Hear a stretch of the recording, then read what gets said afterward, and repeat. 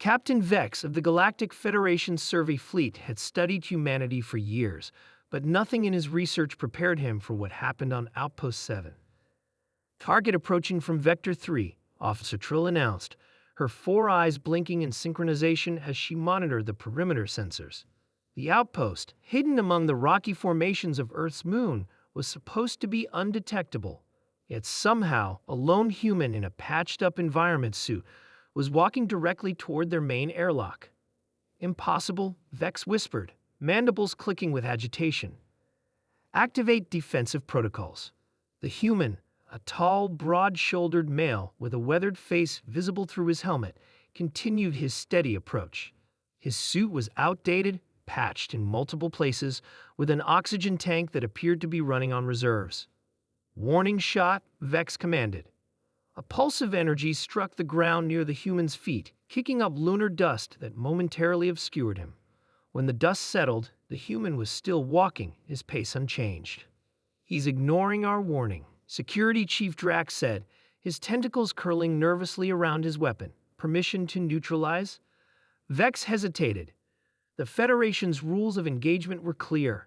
No species was to be harmed during observation phases. But this was different. Their cover was blown, and the facility's security was compromised. Non-lethal measures only, Vex ordered. The defense turret swiveled and fired a paralyzing beam directly at the human's chest. The beam hit its mark perfectly, yet the human merely stumbled, regained his footing, and continued walking. The crew watched in stunned silence as the man lifted his hand and waved at the hidden camera.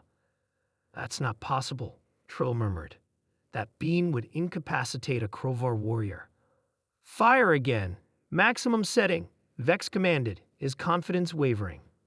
3 more shots hit the human in rapid succession.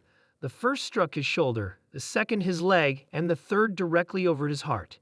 Each time the man faltered only momentarily before continuing his advance, now with a slight limp. Most disturbing of all, through his helmet visor, they could see he was smiling. Why is he smiling? Drax asked, backing away from the monitor. The human reached the airlock and, to their horror, began manually overriding the external panel, a system designed to be incompatible with human technology. Evacuate immediately, Vex ordered. Initiate self-destruct protocols. As alarms blared through the outpost, the crew rushed to their escape pods. Vex remained at his station, transfixed by the monitor.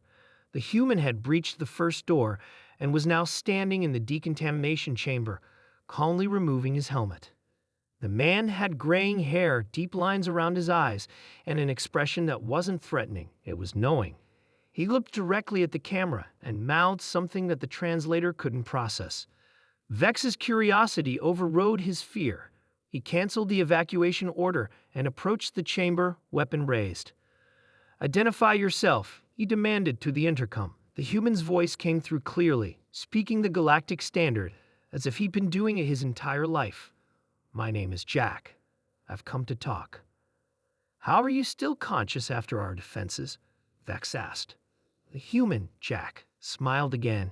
Your paralyzing beams work on nerve clusters that are arranged differently in humans. You hit me, but not where it counts. He tapped his chest. Also, I've had some modifications, courtesy of the Orion group. Vex's antennae stiffened. The Orions have been extinct for 3 centuries. Not extinct, Jack corrected. Just hiding, like you've been trying to do. Reluctantly, Vex opened the inner airlock. Jack stepped into the command center, looking around with undisguised fascination. You've been watching us, Jack said. It wasn't a question. Standard protocol for pre-council civilizations, Vex replied. Jack laughed, a sound that made several crew members flinch. Is that what you think we are? Pre-council?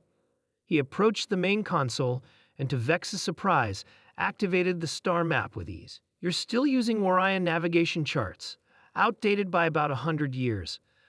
How can you possibly know that? Trill asked. Because, Jack said, turning to face them all, humanity isn't what you think. We're not just on Earth. We've been out there, beyond your Federation's borders, making friends, making enemies. He paused. The Orions found us first, 200 years ago.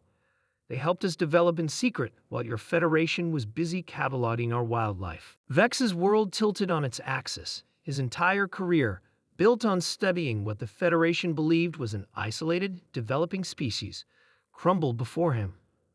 "Why reveal yourself now?" he asked. Jack's smile faded. "Because something's coming. Something the Orions feared enough to hide an entire species from the galactic community. They enhanced some of us," he gestured to himself, "to be messengers when the time came." "What's coming?" Drax demanded. "The Harvesters," Jack replied simply, "and you're going to need us. All of us, to survive." Vex looked at this human who had walked through their defenses with nothing but determination and outdated equipment, who spoke their language and understood their technology, who carried secrets that rewrote everything they thought they knew about the galaxy. "Why should we believe you?" Vex asked finally. Jack's smile returned, but there was sadness in it now. "Because you shot a human," but he just smiled and kept on walking. "If we meant you harm, Captain Vex, your outpost wouldn't exist anymore." The implications weren't lost on Vex. If humans were advanced enough to withstand their weapons, to find their hidden base, to understand their technology, then everything the Federation believed about Earth was wrong. "I need to contact Central Command," Vex said. Jack nodded. "They'll want proof." He removed something from his suit pocket, a small crystalline device that hummed with energy no human should possess. This should help. As Vex reached for the device, he realized the galaxy had just become a much more complex place, and humanity was at the center of it all.